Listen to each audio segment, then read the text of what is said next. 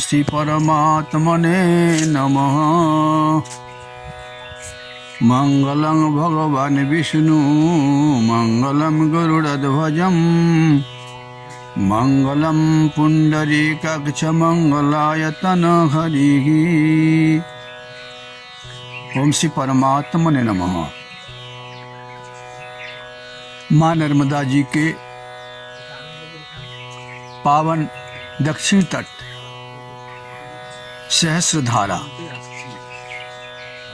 युगम कलिम घोरमिमं य इच्छेत दृष्टम कदाचित न पुनः स नर्मदातीरम उपेत्यम सर्वम संपूजेत विमुक्त संग।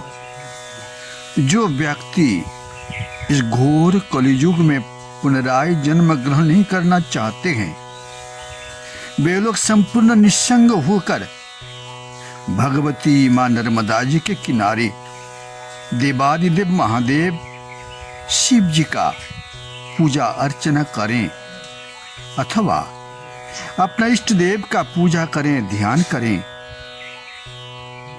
बड़े बड़े ऋषिगण उनके किनारे आके तपस्या किया और परमा सिद्धि को प्राप्त किया और दिव्य धाम में वे लोग यात्रा किया। देवादिदेव महादेव के एक घोषणा है, अगर कोई विशुद्ध आत्मा परम पद प्राप्ति की इच्छा करें तो मां नर्मदा जी के किनारे आकर दान करना, जाप करना, ध्यान करना आदि धार्मिक अनुष्ठान करें तो उनका कल्याण होगा ही। ओम श्री परमात्मने नमः।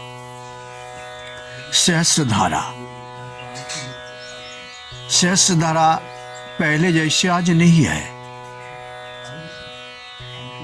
वर्गी बंधन के कारण धारा का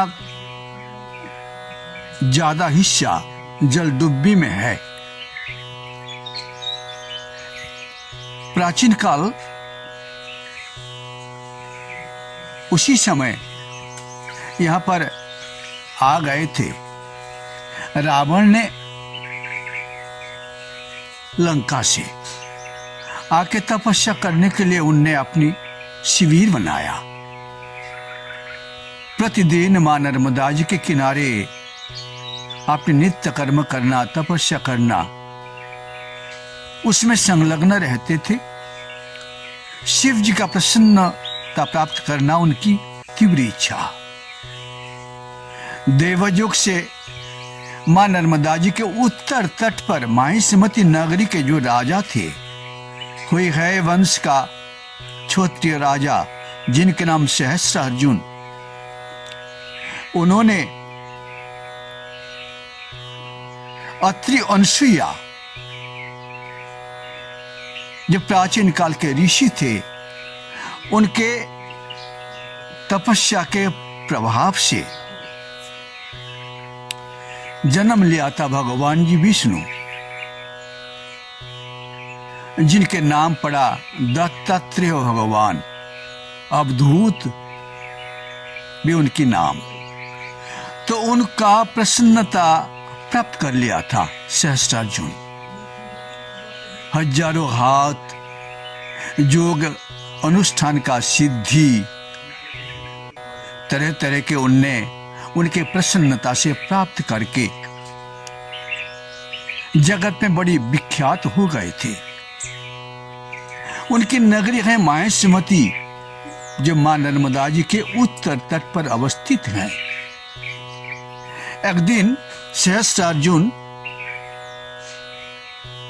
बहुत सुंदरियों को साथ लेकर मां नर्मदा जी के किनारे आ पहुंचे और उनको लेके मां नर्मदा जी के किनारे का बंधन जैसे बांध लिया अपने हजारों हाथों से और जल क्रीड़ा करने लगे। जल क्रीड़ा करते करते सुंदरियां और सहस्रार्जुन जब बिल्कुल मोहग्रस्त हो गए थे और जल का जो धारा वो धीरे धीरे ऊपर चढ़ रहे थे, ऊपर वहां पर आ पहुंचा जहां पर रावण लंकाधीश से उनके शिविर बना हुआ था। रावण का जो सारा आसन, कंबल, कमंडल, सारे वस्तु शिविर का सब ऊपर बहने लगा। रावण जब देखा जलधारा ऊपर क्यों, वो स्तंभित होके तलस लगा लिया। तलस लगा के तपस्या से उठ खड़े हो गए, आगे बढ़ा।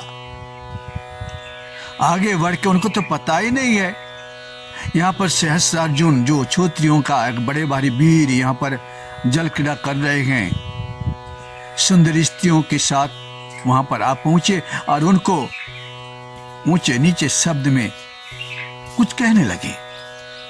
सहस्त्रार्जुन अपने खेल ही खेल में स्त्रीलोगों के सामने ही रावण को पकड़ लिया। पकड़ के उन्होंने बांध लिया। बांध के महिष्मती नगरी के ओर यात्रा किया और बंदी बन के रावण जैसे महावीर वो उनके वहां पर रहने लगा। अब पुलस्त जी रावण का इस प्रकार दुर्दशा देख के बड़े हृदय में दया आ गई। साधु सुरसरी गंगा जल आणी पखारी अंग,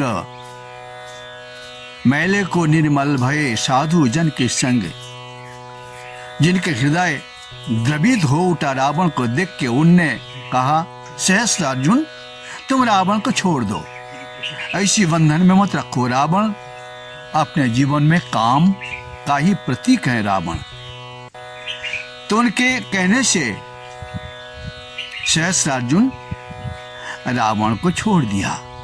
रावण सलज्जित होके मस्तक नवा के राजधानी लंकापुरी को लौट गए। स्थान वही स्थान जिनके नाम है सहस्त्रधारा, बड़ी रमणीय स्थान है।